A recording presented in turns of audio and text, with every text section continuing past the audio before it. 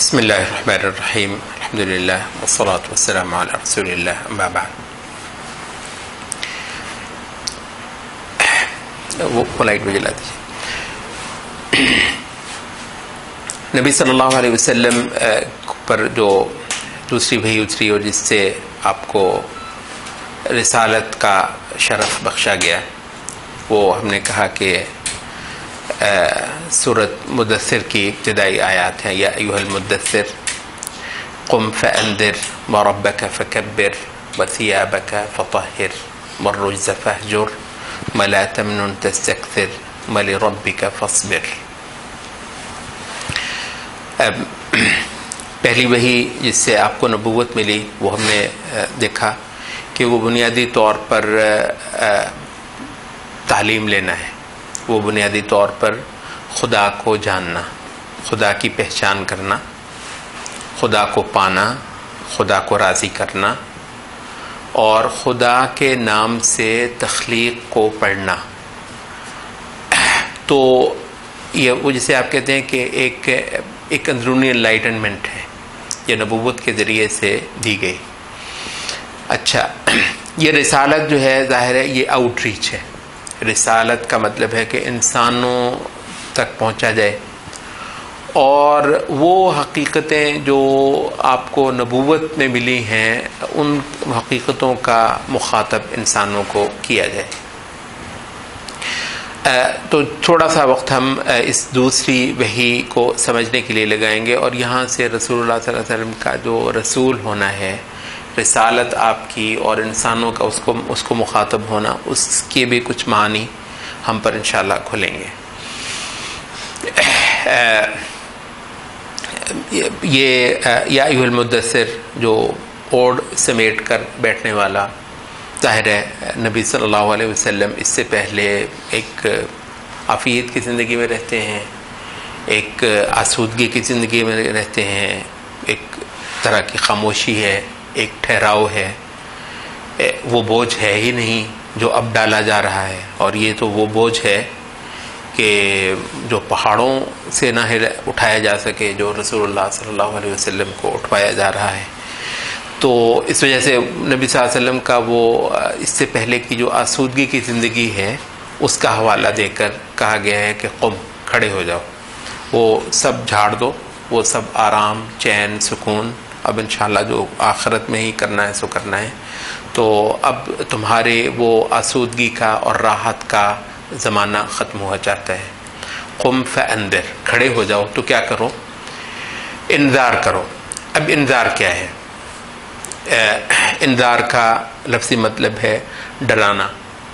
انذار کا مطلب خبردار کرنا. بالعموم عرب یہ انذار کا لفظ بولا کرتے تھے جب کوئی خطرہ آ رہا ہوتا تھا، کوئی دشمن ہے، کوئی معاملہ ایسا پریشان کن ہونے والا ہے، تو اس سے کچھ لوگ کھڑے ہو کر انذار کیا کرتے تھے. بالعموم آواز بھی اونچی کیا کرتے تھے اور لوگوں کو خوب جو ہے وہ جھنجھوڑ دیا کرتے تھے. تو یہ جھنجھوڑ دینا، آنکھیں لوگوں کی کھول دینا، لوگوں کو غفلت سے نکال دینا، تو یہ ہے انذار. اور یہ رسالت کا اخص الخاص عمل ہے. یہاں تھوڑے سے ایک اور بات کی وضاحت کرتے چلیں کہ قرآن مجید کے کچھ جڑواں الفاظ ہیں، جیسے نذیر اور بشیر یا انذار اور تبشیر. ٹھیک ہے، بہت ساری جگہوں پر یہ اکٹھے آتے ہیں. تو جب کیونکہ اس دین کی حقیقت جو ہے وہ یہ ہے کہ اس میں صرف ڈرانا، خبردار کرنا نہیں ہے. تو سورۃ کہف کے اندر جو بات آتی ہے کہ الحمدللہ الذی انزل علی عبدہ الکتاب ولم یجعل له عوجا قیما لینذر بأسا شدیدا من لدنہ، یہ بڑی صحیح راست کتاب ہے، اور اس لیے ہے کہ تاکہ یہ خبردار کر دے بأساً شدیدا، خدا کے پاس سے ایک بہت بڑی پکڑ آنے والی ہے، اس سے ان لوگوں کو پہلے سے مطلع فرما دے. لینذر بأساً شدیدا من لدنہ. اچھا، اور آگے کیا ہے؟ وَيُبَشِّرَ الْمُؤْمِنِينَ الَّذِينَ يَعْمَلُونَ الصَّالِحَاتِ أَنَّ لَهُمْ أَجْرًا حَسَنًا، اور وہ جو لگے ہوئے ہیں ایمان لانے اور عمل صالح کرنے، ان کو خوشخبریاں بھی دے دے کہ انشاءاللہ وارے نیارے ہو جانے ہیں، سب دھونے دھل جانے والے ہیں اور سب کمیاں پوری ہو جانے والی ہیں۔ جو یہاں خدا کی خاطر چھوڑا تھا، کچھ قربان کیا تھا، کوئی چیز تمہارے ہاتھ سے گئی تھی، ایک ایک لکھ کے رکھی ہوئی ہے اس نے، تمہارے سب جو ہے نا وہ دھونے دھوئے گا، سب کچھ تمہاری وہ کمیاں پوری کرے گا اور اس سے پڑھ کر تمہیں بہت بہت زیادہ نوازے گا۔ تو تبشیر جو ہے، تو بشارت اور نذارت دونوں جو ہیں وہ اکٹھی چلتی ہیں۔ تو اس وجہ سے علماء نے کہا ہے کہ جہاں ان میں سے ایک ذکر ہو تو بالعموم دوسرا خود بخود انڈرسٹوڈ ہوتا ہے، کیونکہ اختصار کے لیے آپ کسی وقت صرف انذار ہی کہہ دیتے ہیں، تو انذار کا مطلب یہ ہے کہ جو غفلت میں ہے اس کو جگایا جائے، اور جو غفلت سے نکل آیا ہے اس کو پھر خوشخبریاں بھی دی جائیں اور اس کو خدا کی رحمت کی بھرپور امیدیں بھی دلائی جائیں۔ وہ جو ان کے دلوں پر ٹھنڈ ڈالتی ہیں اور دنیا کے قدم قدم پر جو ایمان کی وجہ سے جو آپ کو قربانیاں دینی پڑتی ہیں، تو اس سے آپ کو ایک ڈھارس بنتی ہے۔ تو کہا کہ یہ تمہیں اب ذمہ داری سونپی جا رہی ہے، قم فانذر۔ یہاں ایک اور معنی ضروری ہے جان لینا، اور وہ نبی صلی اللہ علیہ وسلم کی رسالت کے مضمون کا حصہ ہے، اور اگر آپ نبی صلی اللہ علیہ وسلم کی رسالت پر ایمان لانے والے ہیں تو آپ کو بھی وہ چیز مسلسل سمجھنی ہے، اور وہ لفظ انذار سے ہی ہے، وہ ہے کہ محمد صلی اللہ علیہ وسلم کے ماں سوا سب ادیان کو اور ان ادیان پر چلنے والوں کو، تہذیبوں کو باطل جاننا، یہ انذار کا حصہ ہے۔ خبردار کر دو، ان کو جھنجھوڑ دو، ان کو جگا دو، ان کو حق سے مطلع کر دو۔ تو اس میں باقاعدہ طور پر جتنے باطل دین، جتنی باطل تہذیبیں، جتنی باطل ملتیں ہیں، ان کو غلط جاننا، ان کو ہلاکت کا، تباہی کا راستہ جاننا، ان کو سراسر جہالت جاننا، چاہے وہ ویسے وہ 100، 150، 200 منزل کی بلڈنگیں بنا کر بیٹھے ہوں، وہ چاند پہ پہنچے ہوئے ہوں، خلاؤں کے اندر گھوم رہے ہوں، مگر یہ جو کائنات کا مالک ہے اس کو نہ پہچاننے کی وجہ سے وہ سراسر جہالت میں ہے۔ تو یہ ہو گیا انذار۔ اچھا، قم فانذر وَرَبَّكَ فَكَبِّرْ، اپنے رب کی بڑائی کر۔ علماء نے کہا کہ اس سے مراد ہے توحید، اپنے رب کی بڑائی کرنا، اللہ کو سب سے اوپر کرنا اور اللہ تعالیٰ کی سب سے بڑھ کر تعظیم کرنا، تو یہ توحید ہے۔ اس پہ ہم نے پہلے بھی کچھ بیان کیا ہے، تو انشاءاللہ کرتے بھی رہیں گے۔ تو یہ ہو گیا وَرَبَّكَ فَكَبِّرْ وَثِيَابَكَ فَطَهِّرْ، اور اپنے کپڑے پاک رکھ۔ یہ جو پاکیزگی علماء نے کہا اس سے جو جسمانی پاکیزگی ہے وہ بھی مقصود ہے، اور اس سے جو روحانی پاکیزگی ہے وہ بھی مقصود ہے۔ جسمانی پاکیزگی کیا ہے کہ مسلمان کو کیونکہ ہر تھوڑی دیر کے بعد اللہ کو سجدہ کرنا ہوتا ہے، تو اس وجہ سے اس میں صاف ستھرا رہنا ہوتا ہے۔ صاف ستھرا رہنا اس دین کا، اس تہذیب کا باقاعدہ حصہ ہے، اور اس نبی کے ماننے والوں کی پہچان ہے۔ یہ تھوڑی تھوڑی دیر کے بعد یہ اپنا آپ منہ دھوتا ہے، صاف کرتا ہے، ستھرا ہوتا ہے۔ یہ وہ مطلب مومن جو ہے، مسلمان کا دین جو ہے خود بخود اس کو ایک خاص درجے میں صاف ستھرا رکھتا ہے۔ وہ کسی نے لطیفہ ذکر کیا، سچا کہتے ہیں کہ لطیفہ ہے، کسی ویسٹ میں کسی ملک میں ہوا، کہتے ہیں کہ کوئی سوڈانی لڑکا تھا، تو وہ جو ہے وہ وضو کرنے لگا، تو وہ کہنے لگا کہ یہ کیا کرتے ہو تم، مطلب ہے کہ پیر دھوتے ہو؟ تو کیونکہ ان لوگوں کے ہم نے بھی دیکھا کہ پیر کسی کے سامنے نکالنا وہ اس کو نا مطلب ایسے ہی معیوب سا سمجھتے ہیں، کسی کے سامنے پیر ننگا کرنے کو، سوائے عورت کا پیر۔ تو عورت کا پیر بھی ٹانگ بھی مرد جو ہے وہ پیر نکال لے، ہم نے بھی دیکھا کہ وہ تھوڑا سا معیوب کہنے لگے کیا کرنے لگے ہو؟ تو کہتے ہیں اس سوڈانی لڑکے نے کہا کہ بھائی صاحب میرا جو پیر ہے نا، تم یہ بتاؤ تم منہ اپنا کتنی بار دھوتے ہو دن میں؟ کہتا ہے صبح و شام دھو لیتا ہوں گا، 2-1 بار دھو لیتا ہوں گا۔ کہتے میرا پیر تو میرے منہ سے زیادہ صاف ہے. کہتے میں 5 بار اپنا پیر دھوتا ہوں. تو یعنی مسلمان جو ہے ایک درجے میں خود بخود اس کا دین اس کو صاف رکھتا ہے. تو یہ ہے پاکیزگی کپڑوں کی، جسم کی، جگہ کی، کیونکہ آپ نے اللہ کا نام لینا ہے.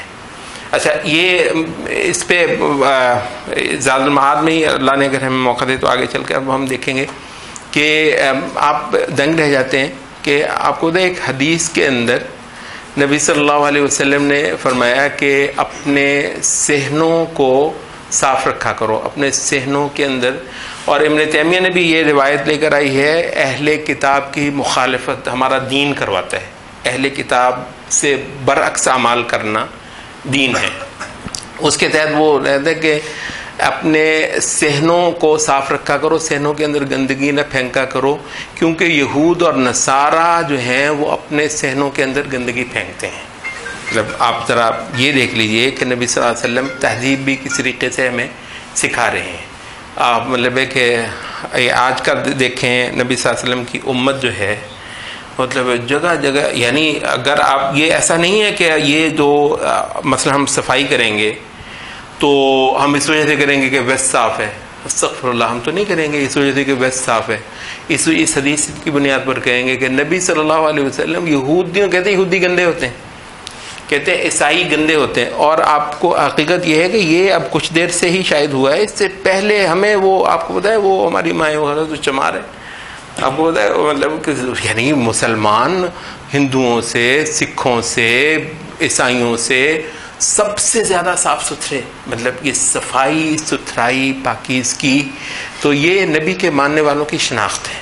تو اس کا ذکر جو ہے وہ پہلے درس کے اندر بھی ہوا ہے کہ صاف ستھرا رہنا. اور جو روحانی پاکیزگی ہے وہ کیا ہے؟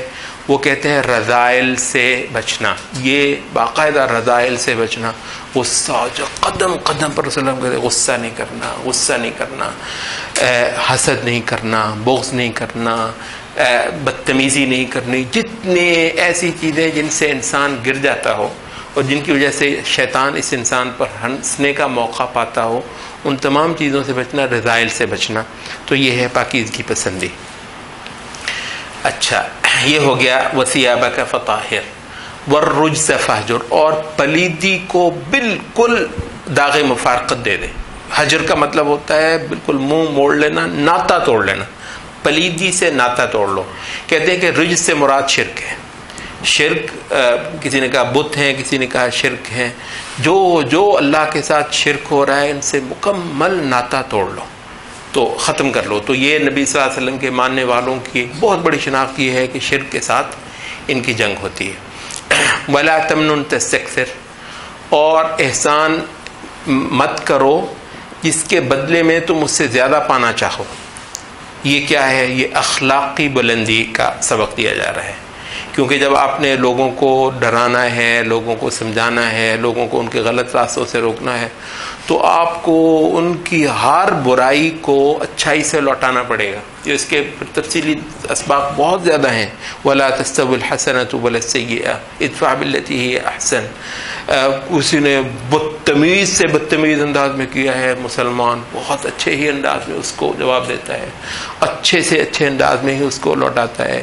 یہ بدتمیزی کرنا، کسی کے ساتھ زیادتی کرنا، بلکہ جب ہم نے احسان کرنا ہے کسی کے ساتھ تو اس میں یہ نہیں کہ جی میں نے کیا ہے تو اس نے میرے ساتھ احسان نہیں کیا ہے. یہ نبی صلی اللہ علیہ وسلم کی ایک دوسری جگہ پہ بھی حدیث بھی آتی ہے کہ لا تکونوا امہا.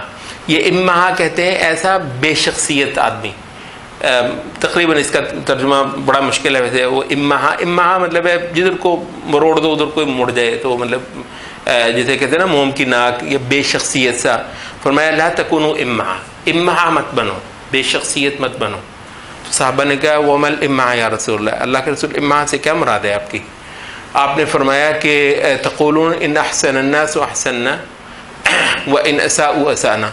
تم مثلا یوں کہو کہ اگر لوگ ہمارے ساتھ اچھے ہوں تو ہم بھی اچھے بن کر دکھائیں گے، اور اگر لوگ ہمارے ساتھ برائی کریں تو ہم بھی برے بن کر دکھائیں گے. فرمایا کہ یہ کیا ہوا؟ تم اچھے ہو، تم نے اچھے ہی ہونا، لوگ اچھے ہوں برے ہوں.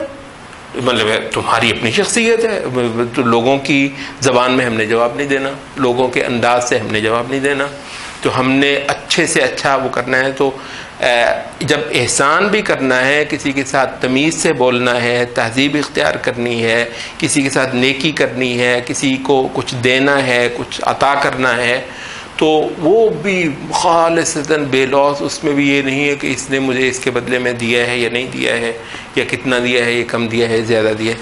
تو ایسی بے لوثی اور اخلاقی بلندی جو ہے خدا کی خاطر، تو خدا کو ماننے والے لازماً اخلاق کے اعلیٰ ہوتے ہیں۔ تو یہ اخلاق کا سبق جو ہے وَلَا تَمْنُنْ تَسْتَكْثِرْ وَلِرَبِّكَ فَاصْبِرْ، اور یہ رسالت کا اور خبردار کرنے کا اور انذار کا جو مشن ہے، اس میں قدم قدم پر جو تمہیں جس چیز کی ضرورت پڑے گی وہ ہے صبر، صبر اور صبر۔ تو صبر ہی کرنا ہے۔ اور مکے کے اندر نبی صلی اللہ علیہ وسلم کا پورا اور آپ کے ماننے والوں کا جتنا جو کام ہے، اگر اس کو ویسے ایک لفظ میں آپ سمیٹنا چاہیں تو اس کو کیا کہیں گے آپ؟ صبر۔ تو صبر آپ کو کرنا ہوتا ہے، اور جس وقت بھی اسلام مغلوب ہو، جس وقت بھی اسلام پر برے دن ہوں، تو بھائی صاحب اس وقت مطلب جذبات میں آ کے اور جو ہے وہ بھڑک کر اور اشتعال میں آ کر، تو اتنا نہیں ہے کہ آپ کا نقصان ہو جائے گا یا آپ کے کچھ ساتھیوں کا نقصان ہو جائے گا، جو آپ کے کاز کا نقصان ہوگا وہ آپ کو امانت سونپی گئی ہے، یہ کاز، یہ دین، اس کو بڑی خوبی کے ساتھ، عقل مندی کے ساتھ آپ نے نصرت دلانی ہے، تو اس وجہ سے اس کا نقصان ہو جائے گا۔ تو اس کو کرنے کے لیے بہت اونچے نفوس چاہیے، بہت بڑے بڑے جگرے چاہیے، بڑے بڑے حوصلے چاہیے، بھاری سینے چاہیے، بہت سارے غم اٹھا لے اور یوں بھول جائے۔ صبر دیکھیے اسی وقت ہوگا جب خدا پر بھروسہ ہوگا۔ صبر وہ کرے گا جس کو یہ معلوم ہے کہ میں خدا کے پے رول پہ ہوں، میں خدا کی نوکری پہ ہوں، میرے خدا کوئی کمی چھوڑے گا نہیں انشاءاللہ۔ تو اس وجہ ویسے میں آپ کو بتاؤں، یعنی اس دین کے لیے یعنی جو سہنا پڑتا ہے، جیسے جیسے تانے آپ کو سہنے پڑتے ہیں، وہ تو باقی تو باتیں باقی، صرف تانے جو آپ کو سہنے پڑتے ہیں، اگر آپ کا خدا پر ایمان نہ ہو تو حقیقت یہ ہے کہ 2 دن بھی نکالنا مشکل ہے اس دین کے ساتھ۔ ابھی تو آپ نے جاہلیت کے ساتھ کنفرنٹیشن کی نہیں ہوگی، جس دن آپ جاہلیت کے ساتھ کنفرنٹیشن کریں گے، ان کا ادب بھی، ان کا شاعر بھی، ان کا یہ کارٹونسٹ بھی، ان کا وہ ایسے آج کل بھی جو ہے موویاں فلمیں پروڈیوس کرتے ہیں، آپ کو اس طریقے سے وہ پینٹ کرتے ہیں، آپ کی ایسی وہ تصویر بناتے ہیں، مطلب ہے پیٹ کے رہ جاتا ہے آدمی، وہ جو مسخ کرنا آپ کا چہرہ، تمام جاہلی جو صلاحیتیں وہ سب کی سب آپ کو برا بنا کر پیش کرنے پر زور لگا دیں گی۔ یہاں آپ کے اخلاق کا اتنا حسن چاہیے اور صبر اتنا چاہیے کہ اس ساری چیزوں کو برداشت کرتے ہوئے پھر جو ہے نا آپ نے سمجھداری کے ساتھ اپنا راستہ بنانا ہے۔ تو یہ تھا رسالت کا ایک ابتدائی سا سبق جو نبی صلی اللہ علیہ وسلم کو دیا گیا، اور پھر ظاہر ہے آپ کے ساتھیوں کو یہ چیز جو ہے وہ سمجھائے گی۔